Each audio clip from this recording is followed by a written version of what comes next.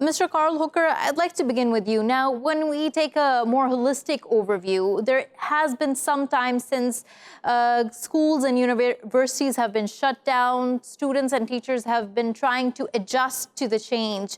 How do you think that's going so far? Well, I would say it's going clunky at best. A lot of schools here were not prepared for this, obviously. I would say the schools that are doing the best in that situation are the ones that have had maybe some sort of mobile devices in hand for the students beforehand. So a lot of those schools just sent those devices home with kids. Now, that being said, when it comes to learning, online learning is a completely different situation than face-to-face learning. So a lot of these teachers are really just what I would call triage when it comes to actually trying to teach at home. And of course, parents are now thrust into the role as educator as well, which has made it all a very bumpy transition, to say the least.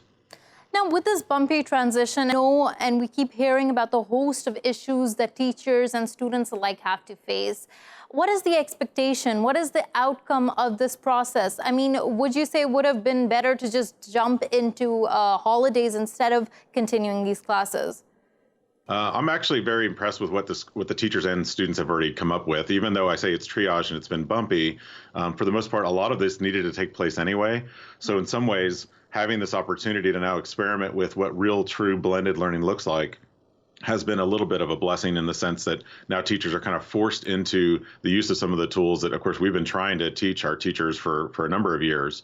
And it's actually benefited in some ways in the sense that they're picking up on more of these tools. My hope is that in the future, when we come back and things are set to normal, that they will continue some form of this in an online form. I think it's a great tool to have if done correctly. I will say, again, there's still a lot of teaching when it comes to how to actually provide online learning. And I think that part still needs a lot of fine tuning, because it's really not just here's a digital worksheet and I want you to fill it out and send it back to me. But I think that's what most teachers are doing, just because that's what they're familiar with.